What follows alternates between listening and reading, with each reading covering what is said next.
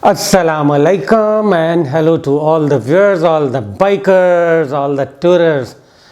Viewers, आपने जैसे देखा थंबनेल पे कि आज की वीडियो है फाइनल वर्डिक्ट, यानी वह सुजुकी GS 150 SC या GS 150, क्योंकि इंजन तो बेसिकली सेम है, उसके बारे में मैं पर्सनली मैं अपना कहूँगा कि मैं बड़ा अनअवेयर था, यानी मुझे पता नहीं था कि क्या है GS। तो अगर मुझे कोई कहे ना कि जी एक वर्ड में उसको बयान करें, तो मैं यूँ बयान करूँगा कि जैसे आपने सुना है मसल कार, जिसमें इंजन डाले होते हैं और वैसे शक्ल वगैरह नहीं होती, मोटी ताज़ी होती, लेकिन जान उसकी होती बेतहाशा। तो मैं इसको अगर कहूँ कि muscle motor bike, muscle motorcycle या मसल टू व्हीलर इन 150 सीसी कैटेगरी, और जो पाकिस्तान में अवेलेबल है, तो मेरा ख्याल है कि मैं गलत नहीं कहूँगा, बहुत सारे लोग इससे एग्री करेंगे कि चाहे उसकी कोई कहे जी शेप ऐसी है, शेप वैसी है, उसमें ये इशू है, वो इशू है, कंफर्ट इतनी है, वो सारी चीज़ें एक तरफ, लेकिन ये है कि उसके इंजन को कोई बाइक मैच नहीं करती। ये मैंने खुद चेक किया, मतलब I have tested it my self. और वो भी एक छोड़ दें कि जी ड्रैग रेस या क्या, वो तो एक चलें शुगल था थोड़ा, मैं अपने नॉलेज के लिए, क्योंकि मैंने इतनी राइड नहीं की थी, ना ही कभी ओन की है, और इसलिए मैं उस पर कमेंट नहीं कर सकता था। अब तकरीबन एक हफ्ते से मेरे पास है और डेली चला रहा हूँ, काफ़ी चला ली है, तो इसलिए अब मैं वो बात उस पर कह सकता हूँ। अच्छा, अगर फ्रंट से शुरू हों तो जिन चीज़ों पे मुझे SC को अब मैं डिस्कस करूँगा कि मैंने सुना है कुछ से कि इसके जो रिम है, लॉय रिम, उसमें कोई अगर ज़्यादा खड्डे में लगे तो वो क्रैक आने के इशू हैं। ये बल्कि मेरे जो बड़े क्लोज़ हैं, जो अजीज़, उन्होंने मुझे बताया कि उनकी एक मोटर बाइक से ऐसे हो चुका, जो ड्रैग रेस में थे, जिन्होंने CB 150F के साथ मेरे साथ की थी, उनके पास GS कोई था पहले, तो उन्होंने मुझे बताया कि ड्रैग रेस कहीं वो गए थे टूर पे, तो वहाँ पे ये मसला उनसे हो गया था, कहीं खड्डे में लगी थी तो ये इशू आ गया था। और ये मैंने एक आध जगह और भी पढ़ा। तो वो सुजुकी को चाहिए कि अगर ऐसा है तो वो इम्प्रूव कर ले और वो बेहतर है। तभी मैंने नोट किया कि जो प्रोफेशनल टूरिंग वाले, वो शायद फिर इसीलिए एलॉय रिम वाली बाइक नहीं लेते सुजुकी में, ख़ासकर GS 150 में, कि काफ़ी मैंने देखे हैं कि टूर्स पे जाते हैं वो प्रेफर करते हैं कि स्पोक वाला रिम, क्योंकि ज़्यादा क्या वो टेढ़ा हो जाएगा या कोई स्पोक टूट जाएगी, 1 2 3, कोई वो ऐसा इशू नहीं, स्पोक डल जाएंगे। लेकिन ये कि अगर एलॉय रिम क्रैक हो गया या कुछ भी हो गया उसके तो वो बड़ी प्रॉब्लम आएगी, टूर ख़राब हो जाएगी, ये पक्की बात है, क्योंकि वो मिलना भी नहीं कहीं से। अच्छा, उसके बाद आ जाएं फ्रंट शॉक्स पे सुजुकी के,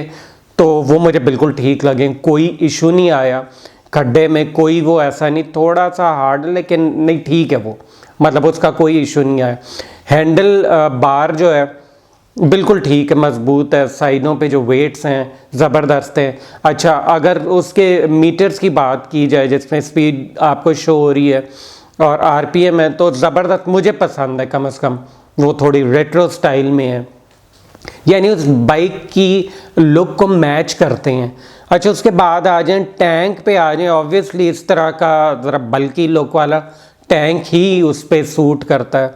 अच्छा, टैंक से आ जाएं थोड़ा सा, तो जो साइड कवर्स हैं जिनको टापे कहते हैं, थोड़ा अगर उसमें लॉक्स हो जाते तो वो बेहतर था, क्योंकि वो एक आध मैंने ये भी सुना है कि उतर के गिर जाते हैं, या कोई हो सकता है उतार भी लेता हो,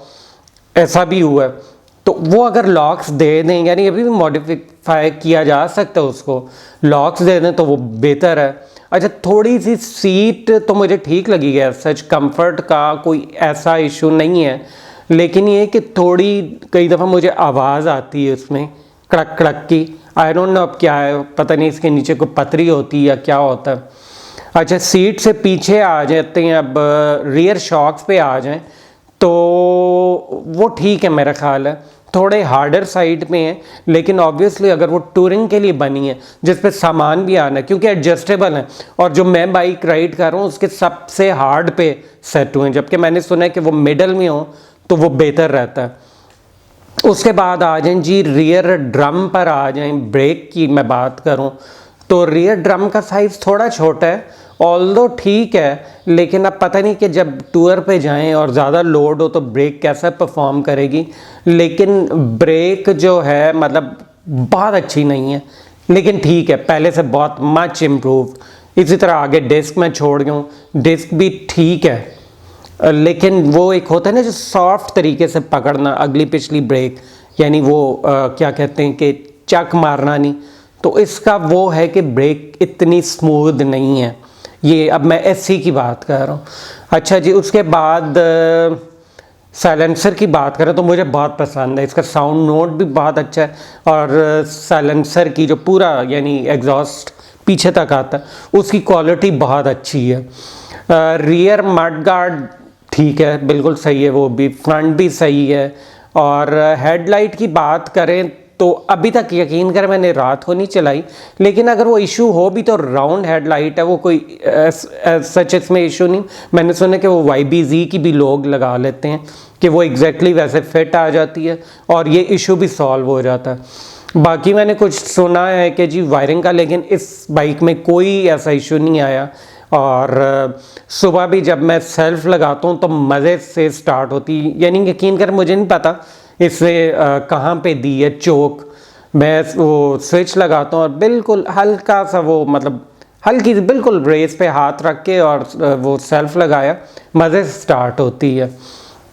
इन चीज़ों से मैं बिल्कुल सेटिस्फाइड हूँ। और जो मेन जो चीज़ मुझे पसंद आई इसकी कि वाकई इंजन का व्यूअर्स कोई मैच नहीं है, उसको मैंने हर तरीके से चेक किया और मिजाल है, वरना कई इंजन होते हैं कि आप उनको रेव करें तो वो मतलब कहते हैं कि भाई हम पे यूँ ना करें, इस तरह ना करें, यानी हीट हो रहे होते हैं, हीट से निकल रही होती है उनमें से, लेकिन नहीं, इसको तो कोई फ़र्क नहीं आया। और बिल्कुल अगर कोई कहे कि जी टूर पे किसी ने टफ़ किस्म के टूर पे जाना है तो मैं बिल्कुल रिकमेंड यही बाइक करूँगा, सुजुकी GS 150। और अच्छा, कुछ और ऐसे थे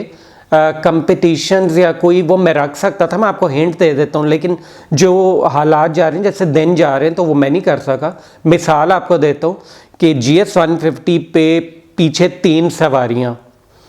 बैठे और पहाड़ पे कैसा परफॉर्म करेगी। और अगर आप कहें कि नहीं भाई 3 सवारियाँ आप क्यों बिठा रहे हैं, गलत है, तो फिर चले मैं एक मिसाल दे दूं कि पीछे आप समझें कि 100 किलो की बोरी चावल की या आटे की रख के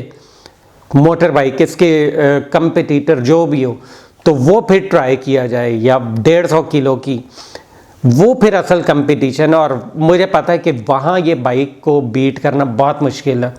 यानी इस पे तो वेट डालेगा ये और स्टेबल होगी, क्योंकि मैंने देखा कि पीछे से थोड़ी सी लाइट फील होती है ज़्यादा भगाने में। मेरा ख्याल है इंजन, क्योंकि इंजन काफ़ी बड़े साइज़ में इसका और आगे है वो थोड़ा सा, और पीछे जब वेट आता है तभी जब कोई पीछे बैठता है तो इसकी परफॉर्मेंस और अच्छी हो जाती है। तो व्यूअर्स ही मैं चाह रहा था कि यही मैं आपसे शेयर करूं, यानी फाइनल वर्डिक्ट मेरा क्या है इस मोटर बाइक के बारे में, वो एग्जैक्टली यही है। और बिल्कुल जैसे आपने देखा कि इसमें वो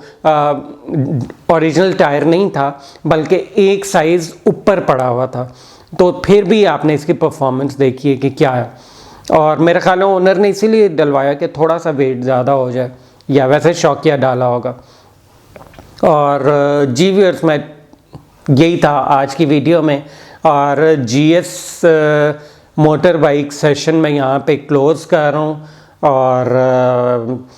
मैं यानी समझ गया हूँ कि वाकई क्यों जाते हैं टूर्स पे, जो जाते हैं, जो प्रोफेशनल टूरर है वो क्यों GS को प्रेफर करता है, वो चीज़ मुझे क्लियर हो गई कम से कम, जो मुझे नहीं पता था। तो व्यूअर्स इसके साथ ही दें मुझे इजाज़त,